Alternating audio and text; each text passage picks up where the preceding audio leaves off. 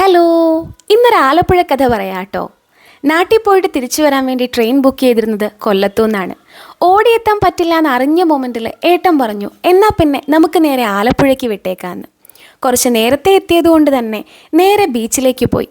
അവിടെ ചെന്നപ്പോൾ തൊട്ട് എൻ്റെ മനസ്സിൽ കൂടെ കടന്നുപോയത് ഞങ്ങളുടെ കുട്ടിക്കാലമാണ് കേട്ടോ.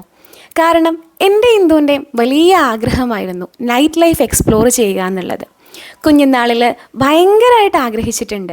തട്ടുകടയിൽ നിന്ന് ഫുഡ് കഴിക്കണമെന്നും സെക്കൻഡ് ഷോയ്ക്ക് പോകണമെന്നും രാത്രിയിൽ ബീച്ചിൽ പോകണമെന്നും ഒക്കെ. പക്ഷേ നമ്മളുടേതൊരു മിഡിൽ ക്ലാസ് ഫാമിലി ആയതുകൊണ്ട് തന്നെ കൊണ്ടുപോകാൻ ആളുണ്ടായിരുന്നില്ല. ആങ്ങളമാരൊന്നുമില്ല, 2 പെൺകുട്ടികളാണ്, സ്വന്തമായിട്ട് വണ്ടിയില്ല. അങ്ങനെ പലതരത്തിലുള്ള ആ ഒരു സാമൂഹിക ചുറ്റുപാട് നൈറ്റ് ലൈഫ് എക്സ്പ്ലോർ ചെയ്യാൻ ഞങ്ങളെ അത്രയ്ക്ക് അങ്ങോട്ട് അനുവദിക്കുന്നതായിരുന്നില്ല. പക്ഷേ ഇന്ന് കാലങ്ങൾക്കിപ്പുറം ഈ ആഗ്രഹങ്ങളിലേക്കൊക്കെ ഒന്ന് തിരിഞ്ഞു നോക്കുമ്പോൾ ഇപ്പോൾ ഏറ്റവും കൂടുതൽ പോകുന്നത് സെക്കൻഡ് ഷോയ്ക്കാണ്. പിന്നെ ബീച്ചായിക്കോട്ടെ അല്ലെങ്കിൽ തട്ടുകടയിലെ ഫുഡായിക്കോട്ടെ, ഇതൊക്കെ ഇന്ന് വളരെ നിസ്സാരമായിട്ടുള്ള കാര്യങ്ങളാണ്. ഇപ്പോൾ ദാ സ്വന്തമായിട്ട് വണ്ടിയായി, കൊണ്ടുപോകാൻ ആളായി, ആനന്ദാണെങ്കിലും ഏട്ടനാണെങ്കിലും എന്തിനും റെഡിയായിട്ട് നിൽക്കുന്ന മനുഷ്യന്മാരാണ്. ഇതൊന്നുമല്ലെങ്കിലും തന്നെ പോകാനുള്ള തൻ്റെ ഇടവുമായി.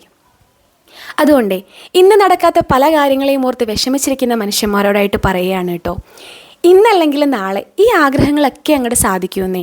അപ്പോഴൊക്കെ ഈ വിഷമിച്ചിരുന്ന സമയമൊന്നും തിരിച്ചു കിട്ടത്തില്ല. പിന്നെ ആലപ്പുഴയെക്കുറിച്ച് പറയാനാണെങ്കിൽ ആലപ്പുഴയുടെ നൈറ്റ് വൈബ് ഞാനും ആദ്യമായിട്ടാണ് എക്സ്പീരിയൻസ് ചെയ്തത്.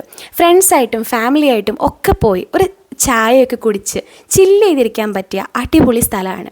പിന്നെ മോറൽ ഓഫ് ദ സ്റ്റോറി, ഇന്ന് നടക്കാത്ത പല കാര്യങ്ങളും നാളെ നടക്കുന്നേ.